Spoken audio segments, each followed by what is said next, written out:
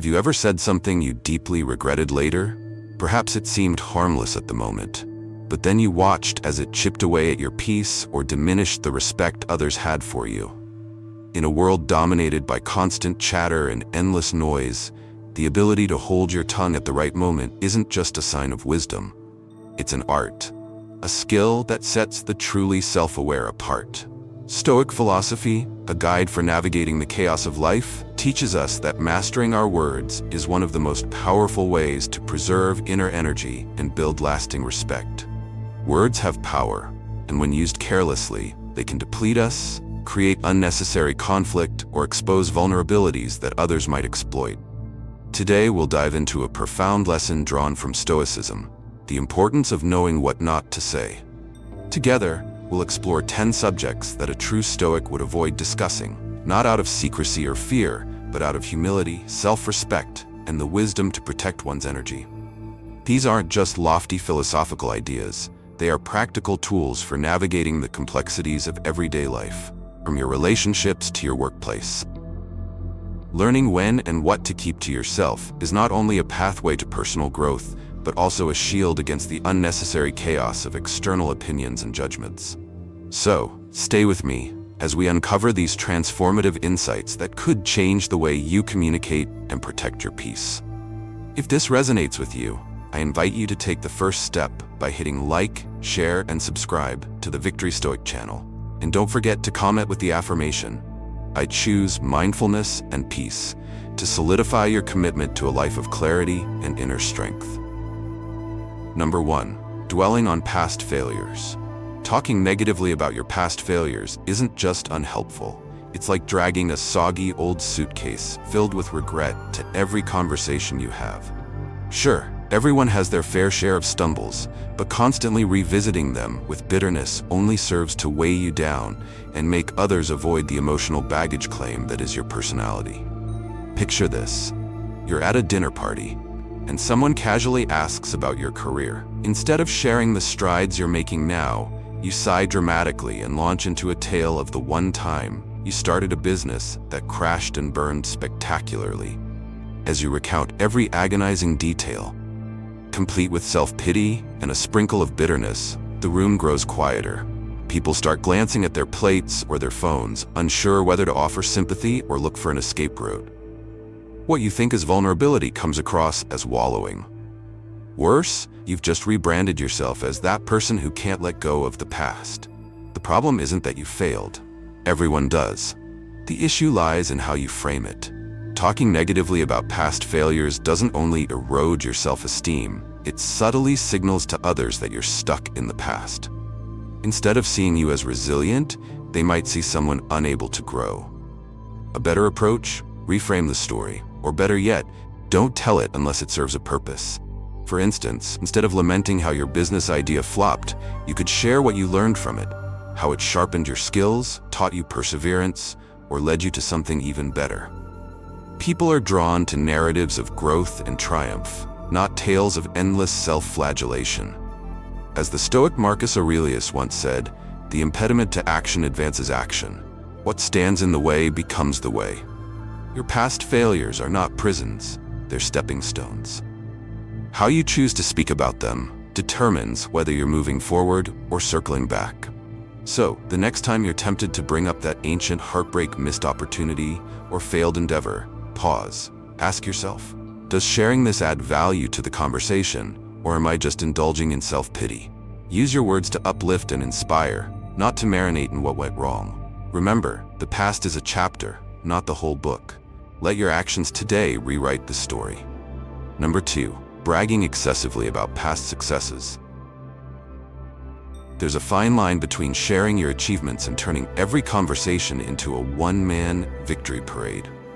Reliving past glories over and over not only makes you sound like a broken record, but also risks alienating others who might see you as someone stuck in their heyday. Sure, we've all had moments of triumph, but constantly replaying the highlight reel of your life can come off as desperate and, frankly, a little sad. Imagine meeting someone at a reunion who can't stop reminding everyone of their college football championship from 20 years ago. Remember that winning pass I made in '03? they say for the 5th time that evening, while others smile politely and check their watches. What could have been an inspiring anecdote becomes an exhausting display of someone clinging to a long-faded moment of glory. Their obsession with past success overshadows who they are now, leaving no room for people to appreciate their present selves. The problem with boasting about past achievements isn't just how others perceive you, it's how it traps you in a cycle of complacency. When you bask too much in old accomplishments, you risk losing the drive to achieve anything new. Your identity becomes tied to what you've done, not what you're doing or capable of doing now. It's like trying to live off the fading glow of an old bonfire, forgetting that you need fresh wood to keep the fire burning. As the Stoic philosopher Seneca put it, success is not something that belongs to the past. It must be earned every day. Instead of parading old victories, let your current actions speak for you. If you won an award years ago, wonderful, but how are you applying that same skill today? Let others notice your competence through your present achievements, not by constantly reminding them of your past ones. This doesn't mean you should downplay your success or hide your pride in your accomplishments. Celebrate them when the moment is right, but don't let them define you. After all, greatness isn't in what you've done, it's in what you're still striving to do. Keep building, keep growing, and let your future overshadow even your brightest moments from the past. That's the hallmark of someone truly worthy of admiration. Number 3. Personal finances. Discussing your finances, whether flaunting wealth or lamenting financial struggles, often opens the door to envy, judgment, or unsolicited advice. Money is one of those topics that can quickly polarize a conversation, turning an otherwise pleasant interaction into a minefield of misunderstandings and resentment. Even with the best intentions, talking about money can unintentionally signal arrogance or desperation, neither of which leaves a favorable impression. Picture this: you're at a casual dinner with friends and someone starts detailing the exact amount they spent renovating their kitchen, or the bonus they just received at work.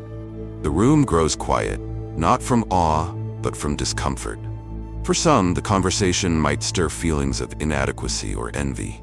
For others, it might spark judgment, as they silently question why anyone would spend so much on something so trivial. What began as a light-hearted gathering now feels like an awkward competition. Conversely, lamenting financial difficulties in detail can lead to equally awkward territory.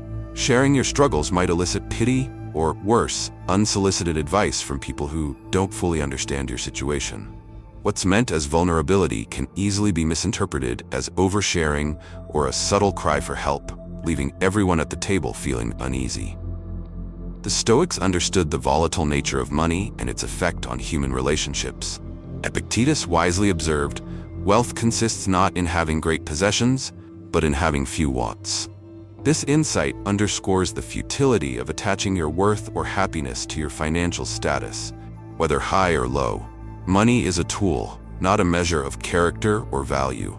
Instead of discussing your finances openly, let your lifestyle reflect your values. Are you financially stable? Show it by living with quiet confidence, not flashy displays. Are you working through a tough time? Focus on practical solutions rather than broadcasting your struggles. By maintaining a level of discretion, you protect your energy and relationships from unnecessary tension. Personal finances are just that, personal. By choosing to keep this aspect of your life private, you sidestep the pitfalls of envy and judgment, allowing your connections to be based on mutual respect and understanding, not on the volatile subject of wealth. After all, true richness lies not in what you have, but in who you are and how you live. Number 4. Criticizing others. Criticism, especially when directed at someone in public, does far more damage than you might realize, not just to the person being criticized, but also to your reputation. While it might feel satisfying at the moment, constantly pointing out someone else's flaws often leaves you looking petty, insecure, and unnecessarily harsh. Take Sarah, for example. During a family gathering, her cousin Mark accidentally spilled some wine on the table. Instead of brushing it off, Sarah seized the opportunity to scold Mark in front of everyone, saying, "This is why no one trusts you to handle anything important." Mark was visibly embarrassed, and the room grew uncomfortably quiet. What Sarah saw as keeping Mark accountable, the rest of the family perceived as unnecessary cruelty. Later, Sarah overheard her aunt quietly remarking, "She didn't have to humiliate him like that." In her attempt to assert dominance, Sarah unintentionally alienated herself. Public criticism like this doesn't just hurt the target, it diminishes the critic. When you attack someone's character, rather than addressing a specific issue constructively, you shift the focus from the problem to your lack of empathy. The Stoics, masters of restraint, would frown upon such behavior. As Seneca wisely observed, wherever there is a human being, there is an opportunity for kindness. Instead of publicly shaming someone, redirect your words toward resolution. For example, in Sarah's case, she could have quietly said, "Don't worry about the spill. Let's clean it up together." This approach not only diffuses tension, but also demonstrates grace under pressure, earning respect instead of resentment. Criticism is most effective when delivered privately and constructively. Imagine you're at work and a colleague misses a deadline. Rather than calling them out in a team meeting, take them aside afterward and say, "I noticed the deadline was missed. Is there something I can do to help make things easier next time?" By framing your feedback as collaborative and supportive, you address the issue without damaging the person's dignity. When you make a habit of avoiding unnecessary criticism, particularly in public, you cultivate an aura of respect and wisdom. Instead of being remembered for tearing others down, you'll be admired for your ability to elevate situations and people with tact and kindness. Criticism, when wielded with care and discretion, becomes a tool for growth rather than a weapon for humiliation. Number 5. Oversharing personal drama. Let's be honest, while your life's twists and turns might feel like the latest Netflix drama to you, not everyone is tuning in for Season 3 of My Chaotic Life. Oversharing personal turmoil can make people uncomfortable, or worse, give them ammunition to judge or gossip about you. There's a fine line between being authentic and turning every conversation into a confessional. Take Jake, for instance. Jake, a mid-level manager at a tech firm, had a habit of bringing his personal life to every water cooler chat. One Monday morning, instead of the usual "How was your weekend?", he launched into a detailed rant about his ex-girlfriend stealing his dog, again, his landlord raising the rent, and his ongoing feud with his neighbor over trash bins. By the time he reached the part about considering small claims court, his coworker Lisa had strategically slipped away, leaving only an empty coffee mug in her place. Jake, oblivious, continued his monologue to an uninterested vending machine. The problem with oversharing isn't just that it drains the energy of those around you. It also puts your vulnerabilities on full display for people who may not have your best interests at heart. You might think you're fostering connection, but often you're just pushing people away or giving them material to use against you. Nobody needs to know every gory detail about your landlord drama or the intricacies of your last breakup. Save those for your therapist or journal. The Stoics were masters of discretion. Epictetus said, "We have 2 ears and 1 mouth, so that we can listen twice as much as we speak." This isn't just about staying silent. It's about knowing when to speak and what to share. If you feel the urge to vent, pause and consider, is this the right audience? Will sharing this information improve the situation or merely spread negativity? Instead of spilling your emotional laundry at work or during casual hangouts, channel that energy into solutions. Feeling overwhelmed by a breakup? Take a boxing class and let your punches tell the story. Stressed about finances? Schedule a meeting with a financial advisor, not your barista. Jake eventually learned his lesson the hard way when his team started calling him Jake the Overshare behind his back. Realizing his audience wasn't exactly riveted by his tales of woe, he made a conscious effort to keep conversations professional and light. Instead of airing his drama, he began asking others about their weekend plans or hobbies, and, surprise, he started building genuine connections without exhausting people. In life, discretion isn't about being secretive, it's about being intentional. The less you share about your struggles with the wrong crowd, the more peace and control you'll retain over your narrative. And trust me, the vending machine doesn't need updates on your dating life. Number 6. Unfinished plans. Ah, the sweet temptation to announce your grand ambitions before you've even taken the first step. It feels great, doesn't it? Telling people you're going to start a business, write a book, or train for a marathon. The problem? Talking too much about your plans often replaces the need to execute them. Instead of building momentum, you end up building expectations and pressure. Take Claire, for example. One Friday night at a dinner party, Claire boldly declared she was going to quit her corporate job to open an eco-friendly coffee shop. Everyone cheered, applauded her bravery, and started suggesting ideas for the menu. Claire basked in the attention, feeling like a visionary entrepreneur already. But then Monday rolled around, and reality hit. She had no business plan, no savings, and worst of all, no idea how to make coffee. By the end of the week, Claire was too embarrassed to admit she hadn't even started, and quietly let the idea fade away. Now, every time someone asks about her dream cafe, she's stuck mumbling excuses about waiting for the right time. The Stoics understood the danger of empty proclamations. Marcus Aurelius wrote, "Waste no more time arguing about what a good man should be one." In modern terms, stop talking about it and start doing it. Sharing unfinished plans prematurely not only drains your motivation, but also opens the door to criticism and unsolicited advice. You're inviting others to weigh in on something that's still fragile and unformed. Think about it. How many times have you told someone about a big goal only to feel the crushing weight of their expectations? Or worse, the smug skepticism of that one coworker who loves saying, "Oh, you're still working on that?" Oversharing your plans doesn't make you more ambitious. It makes you vulnerable to unnecessary judgment and doubt. The solution?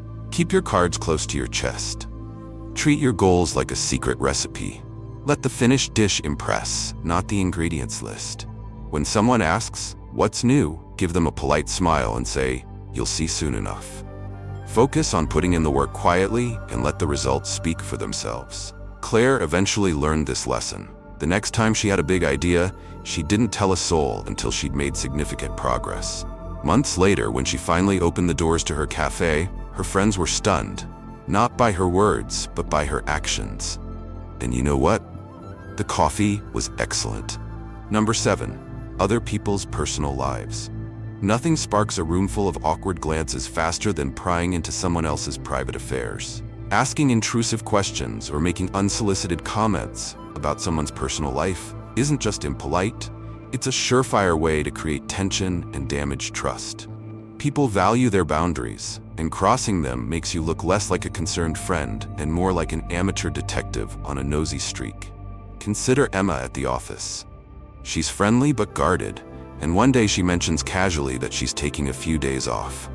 Enter Jason, the self-appointed chief of everyone's business, who immediately dives in with, "Why? Are you going on a trip? Who's going with you? Are you okay?" Emma smiles politely, but feels the walls of her personal space crumbling. The next time Jason walks by, she avoids eye contact altogether, reluctant to open the door to another invasive interrogation. The Stoics championed the virtue of discretion. As Epictetus taught, we have 2 ears and 1 mouth so that we can listen twice as much as we speak. This wisdom applies perfectly to respecting others' privacy. Instead of prying, focus on being a supportive listener. When someone shares something voluntarily, acknowledge their courage in opening up without digging deeper or offering unsolicited opinions. We've all been tempted to ask questions we know we shouldn't, driven by curiosity or a misguided sense of concern. But it's crucial to recognize that someone else's private life isn't your playground for speculation or judgment. For instance, asking a coworker why they're still single or a friend why they haven't had kids yet might seem harmless to you, but could be incredibly invasive or even hurtful to them. The antidote? Mind your own business, quite literally. Practice listening without an agenda. If someone wants to share, they will. On their terms, not yours. When tempted to comment or ask about someone's personal choices, pause and ask yourself, am I adding value to this conversation or just satisfying my curiosity? Respecting personal boundaries doesn't just protect others, it also earns you respect. People are more likely to trust you and seek your company when they know you won't turn their lives into tabloid headlines. And as a bonus, it saves you the headache of navigating unnecessary conflicts. Because nothing says, "I respect you," quite like keeping your curiosity in check and your focus where it belongs, on being a kind and understanding presence. Number 8. Endless arguments over trivial matters. Imagine a battle where the prize is nothing. That's precisely what happens when you waste time and energy arguing over trivial matters. Debating endlessly about where to eat dinner, which coffee brand is better, or whose turn it is to refill the office water cooler achieves nothing except draining everyone involved. These are the small, inconsequential disagreements that steal precious time and leave relationships frazzled. Take Sarah and James, for instance. Sarah insists the living room couch should face the window, while James swears it should face the TV. They argue for hours, raising their voices over an issue so trivial that even their dog looks unimpressed. The result? A ruined evening, two annoyed partners, and spoiler alert, the couch stays exactly where it was. The Stoics had little patience for wasting energy on the inconsequential. Epictetus famously said, "Don't explain your philosophy, embody it." In other words, actions speak louder than endless debates. If something is truly insignificant in the grand scheme of life, why let it dominate your attention? Instead of engaging in petty squabbles, ask yourself, does this matter? Most of the time, the answer will be a resounding no. By stepping back, you'll realize that many of these disagreements are about ego, not the issue itself. Letting go doesn't mean surrendering. It means choosing your peace over pointless conflict. For example, instead of arguing about where to order takeout, why not flip a coin? Instead of debating the right way to load the dishwasher, why not thank the person who did it and move on? These small shifts not only save time, but also preserve relationships. Life is full of genuine battles worth fighting. Don't waste your strength on molehills disguised as mountains. The next time you feel a petty argument brewing, channel your inner Stoic. Remember, your energy is a finite resource. Spend it on things that truly matter: your goals, your relationships, and your well-being. Because at the end of the day, it's not about who was right about the couch. It's about whether you had enough energy left to enjoy the evening together. Choose wisdom over winning, and let the trivial things slide. After all, a life of peace is far more rewarding than a series of pointless victories. Number 9. Sharing too much about your marriage. Marriage is a sacred space, a shared bond built on trust, intimacy, and mutual respect. But when you start discussing its details with others, especially friends who thrive on drama or unsolicited advice, it's like opening the door to your sanctuary and letting a parade of strangers march in. Oversharing not only invites misunderstanding, but also risks eroding the foundation of your relationship. Imagine Lisa, who casually vents to her friend Monica about a minor disagreement with her husband Jake over weekend plans. Monica, a self-appointed expert in everyone else's relationships, chimes in with, "You deserve better than this." Jake always seems so controlling.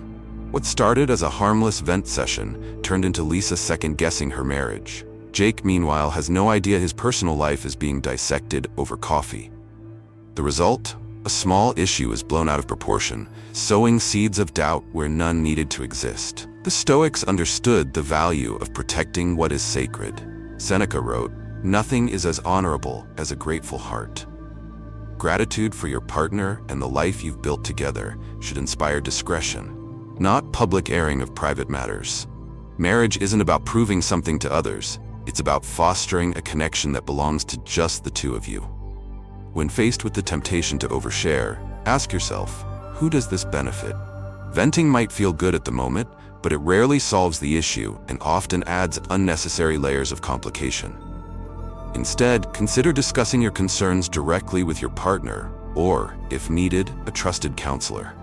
These conversations are far more likely to lead to resolution and growth.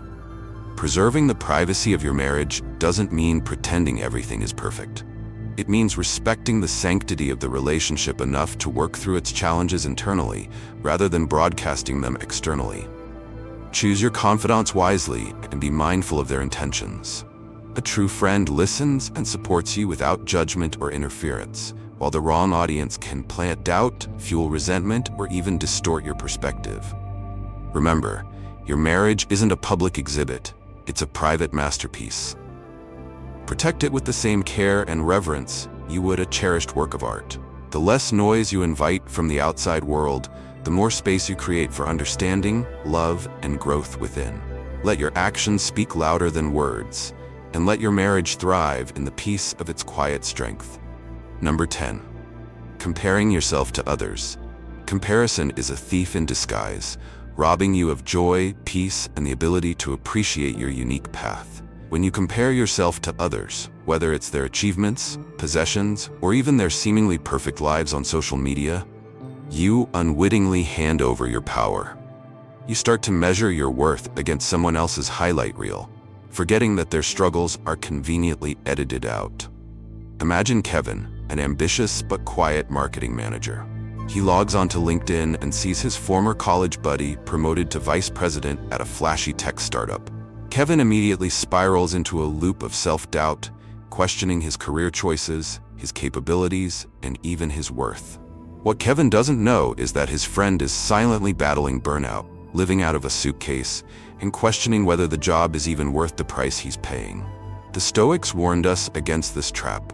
Marcus Aurelius once reflected, "If you are distressed by anything external, the pain is not due to the thing itself, but to your estimate of it. And this you have the power to revoke at any moment." In simpler terms, your suffering stems not from the success or fortune of others, but from how you perceive it. The antidote? Focus inward, on your growth and values. Comparisons are inherently flawed because they ignore context. No two lives are the same. Your journey, with its unique challenges and triumphs, cannot and should not be weighed against someone else's. A friend's early success does not negate your steady progress. Their wealth doesn't diminish your contentment. Their accolades do not make your quiet contributions less meaningful. Instead of comparing, practice gratitude for where you are and what you have. Celebrate the wins of others without letting them overshadow your own. Replace envy with curiosity. What can you learn from their journey? How can you apply that wisdom to your own life without falling into the trap of self-doubt? To break free from the cycle of comparison, take practical steps. Limit your exposure to social media if it triggers feelings of inadequacy. Reflect daily on your accomplishments, no matter how small they may seem. And most importantly, remind yourself that your value isn't determined by how you stack up against others, but by how true you are to your path. Your journey is yours alone, a story of resilience, growth, and purpose that no one else can replicate. By focusing on your progress instead of others' destinations, you reclaim your power, your peace, and your pride. Let comparison fade into the background, and let your light shine unapologetically. Conclusion: silence is not avoidance, it is the art of mastering your words. By steering clear of unnecessary topics, you don't just safeguard your peace of mind, you elevate your value in the eyes of others. Choosing when to speak and when to remain silent is a reflection of wisdom and strength, traits celebrated in both the philosophy of Stoicism and the realities of life. Take the first step by becoming mindful of what you choose to share. Protect your energy, refine your communication, and create space for more meaningful connections.